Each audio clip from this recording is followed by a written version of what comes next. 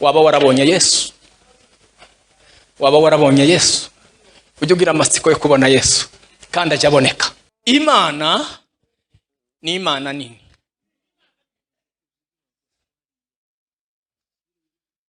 izivugwa mu buryo butandukanye, ariko abantu bose bavuga iyo Mana.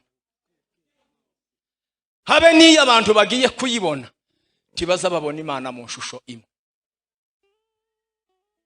Umuntu azabona Imana ashingiye ku buryo Imana yamwiyeretsemo. Ndashaka ko tuvuga ibanga gutandukanya impamvu zimara abantu amavuta bagasigarana n'ibisa n'amavuta atakira amavuta.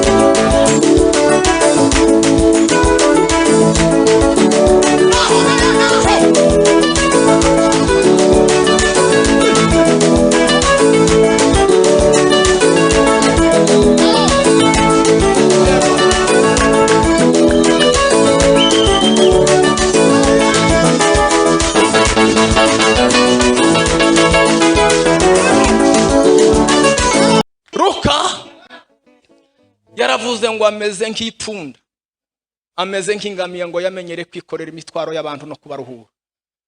Aravuga ngo nje naramurebye ndamwitegereza ndareba mbona Yesu yaje kuruhura abantu, ameze nk'ipfunda, ameze nk'ingamiya.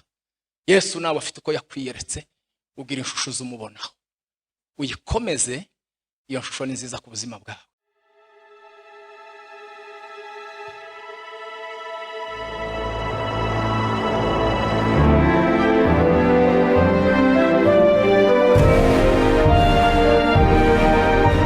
Umukwe arahamagara, uwumva ijwi rye wese niyitabe. Tunezerwe twishime tuyihimbaze, kuko ubukwe bw'umwana w'intama busohoye, umugeni we akaba yiteguye.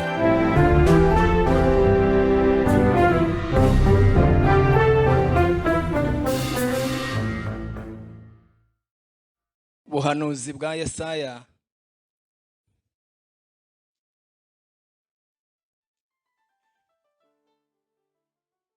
mirongo 62 murongo wa 6.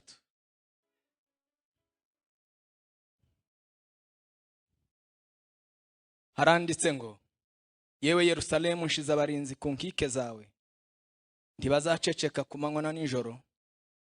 Yemwe abibutsa Uwiteka ntimugatuze, kandi ntimukamuhwemere, kugeza ubwo azakomeza Yerusalemu akahahindura ishimwe mu isi. Amen.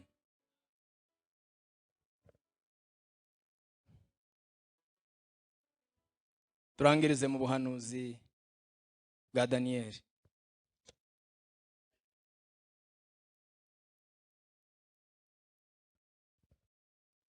Gice ca 10 murongo wa 12.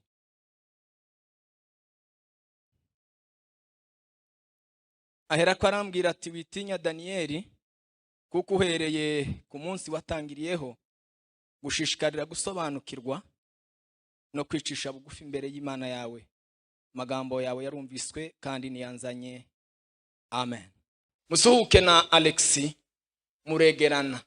Ndimo ndatinya kubaha urubuga n'indubaha kubakura hano ku gatuti birangora.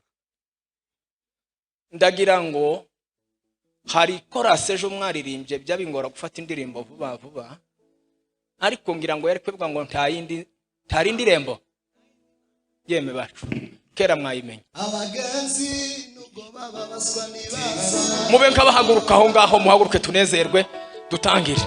nugo yaba umwana muto azagerayo. Abagenzi nugo bababaswa nibaza, nugo yaba umwana muto azagerayo. Abagenzi nugo bababaswa nibaza, nugo yaba umwana muto azagerayo. Abagenzi nugo bababaswa nibaza, nugo yaba umwana muto azagerayo.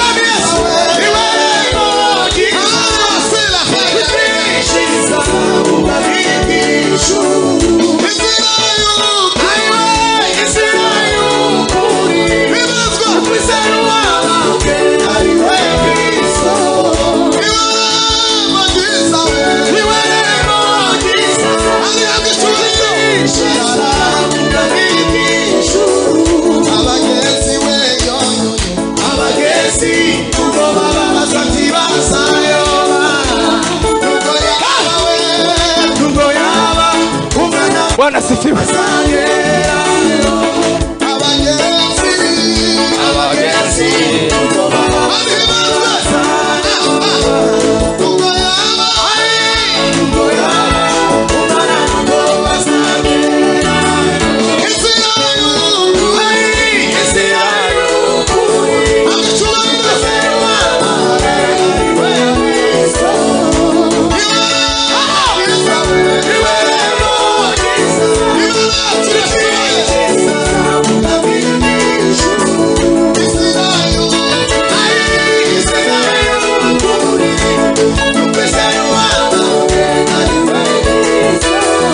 Bwana sifiwe.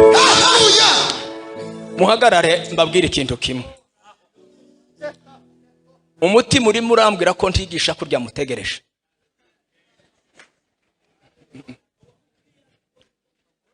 Kurya utegereje ngo bideragiye kuvuga siko mvuga. Ndavuga uko umwuka mpereza. Kandi ko ndiyumvamo umunezero mwinshi. Ukunda akindi kidutunzi. Ndagira ngo tuze kuvugana ibanga ryo gutinda mu bwinginzi. Sindi umusaza, hano harabambanjirije kwinginga. Ndashaka ko tuvuga ibanga gutandukanya impamvu Zimara abantu amavuta bagasigarana n'ibisa n'amavuta atakira amavuta. Nibyo tuvugaho. Muririmbe munezerwe mubohoke zindinda. Wita umutima wa sinica umwanya. Ndagenda neza.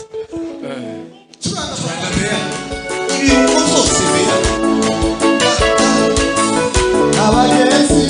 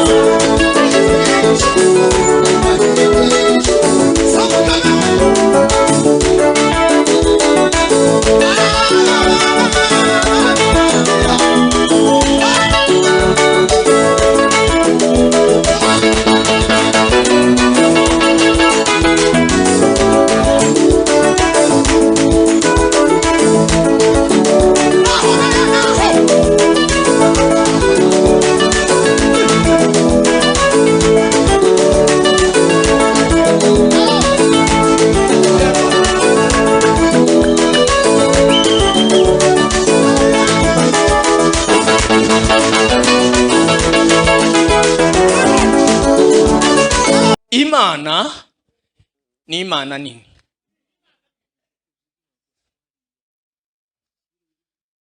Izivugwa mu buryo butandukanye, ariko abantu bose bahe bavuga iyo Mana. Habe niyo abantu bagiye kuyibona kibaza babona Imana mu shusho imwe. Umuntu azabona Imana ashingiye ku buryo Imana yamwiyeretsemo. Nico gituma muri biriya bitabo z'ubutumwa bwiza bimuvuga Yesu ma definition manini, bimuvuga mu magambo atandukanye. Matayo yaravuze ngo nje naramwitegereje ndamureba ngo mubona ni Emmanuel, mbona ngo ni Imana yaje kubana n'abantu. Bwana sifiwe. Imana ije gusangira n'abantu, Imana ije kwikorera imitwaro y'abantu, Imana ije kumenya ibibazo by'abantu.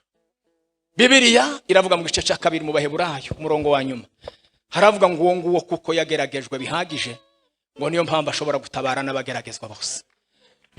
Haleluya. Luka yaravuze ngo ameze nk'ipfunda, ameze nk'ingamiya ngo yamenyere kwikorera imitwaro y'abantu no kubaruhura. Aravuga ngo nje naramurebye ndamwitegereza ndareba mbona Yesu yaje kuruhura abantu, ameze nk'ipfunda, ameze nk'ingamiya. Yesu nawe afite uko yakwiyeretse, ugira inshusho z'umubonaho, uyikomeze. Iyo shusho ni nziza ku buzima bwawe. Bibiliya iravuga ngo Mariko aravuga ngo nabonye njewe ari docteur, ni umuganga, yavuye umugore urwaye imyaka myinshi indwara y'amaraso, akiza umuntu Betsayida urwaye imyaka 38. Nabonye imirimo yo gukiza ku ministeri ye. Yesu nabonye ari umuganga. Yesu ni umuganga. Nawe uzukuza umwita ugira amazina uzabita Yesu uzaho mwahuriye. Yohana aravuga ngo njewe naramurebye mbona ngo ni umuremyi. Aravuga ngo niwe jambo. Jambo ngo wahoranye n'Imana. Bwana sifiwe. Aravuga ngo kibabaje ngo yaje mubye ngo ariko abantu biwe ntibamumenya. Ariko aravuga ngo bakeya bamwizeye abaho ubushobozi. Uri mu bahi bake bamumenye ngo abaho ubushobozi ngo bwo kwitwa abana b'Imana. Aravuga nkundira ijambo, aravuga ngo nukuri ngo twabonye ubwiza bwiwe ngo busa n'umwana w'ikinege wase ngo wuzuye ubuntu nukuri. Waba warabonye Yesu? Waba warabonye Yesu? Ujye ugira amatsiko yo kubona Yesu kandi ajya aboneka. Yesu ajya aboneka kandi iyo umuntu yamubonye ntakiza kigutandukanya na Yesu. Bindi byose bizabiba anda, bizabigira agaciro gake. Muri kiriya gice cya mbere nkunda ijambo yavuze mu gice cya mbere Yohana igice cya mbere umurongo wa 16, asiransi ikomeye yo kubwirwa kuko ubwami bw'ijuru n'imbaraga zabwo twabuhawe. Aravuga ngo ibimwuzuye byose, umurongo wa 16 aravuga ngo ibimwuzuye byose ngo nibyo natwe twahawe. Haleluya. Ibyari byuzuye Yesu ibyo ngo nibyo natwe twahawe, kandi aravuga ngo ni ubuntu bugeretse ku bundi. Bwana sifiwe. Turimo imbaraga bavandimwe, urimo imbaraga zigitangaza, urimo ikigega cy'igitangaza. Umunsi umwe Imana nzambunje nzabita ngo n'ubuhanuzi bwo gushekerera. Imana iyo yanezerera umuntu izimushekerera. Imana yabwiye Yesaya, iramubwira ngo ni wowe Yesaya munyantegenke. Bamutubwiyeho na bishop yamukozeho n'abandi namuyoboke pasteri, bavuze Yesaya integenke ziwe, bavuga ukuntu yahanuriye munsi y'igitwikirizo cyo kutimenya. Nyuma y'abami bane abona kugira ubuntu bwo kwimenya, indorerwamo y'umwuka irahindukira arimenya, ngo aratangara, aravuga ngo ndakumiwe, erego ndi ikibore. Ngo abona ubwiza bw'abonye Imana ni nziza, ubwiza bwe ngo abona buraboze. Ngo aravuga ngo ese Mana bishoboka gute ko nza nkuvuga ndi umunyaminwa yandushye. Bibiliya iravuga ngo Imana iramubwira ngo humura, imucisha ngo ikara ku rurimi, arahumanuka, amaze ngo aravuga. Hari umuririmbyi uzana bavuga ngo Uziya ngo amaze gutanga, ngo Yesaya abona Imana. Uko hari ibintu bimwe tubona tukagira ngo twabonye Imana. Hari umwana nategerewe dusengana apfukamye arasenga akazabwira Imana ngo dutabare, ngo naho Satani uramuzi ni kiroroge. Satani si kiroroge, Satani agira ubwenge azibza akora, si inkonkobotsi. Yari marayika akazasenga ngo Mana dutabare, Satani ni kiroroge. Satani ifo no kwitonda tukaza tumenya ingamba zacu n'intambara ko zimeze. Bwana sifiwe. Reka tuzamurira amaboko Yesu. Haleluya. Bavandimwe, ndifuza ko muri ibi bintu tuza dukora, n'amatorero yacu dukorera, n'amaministeri adukorera, ibintu byose burya ni mu mwuka.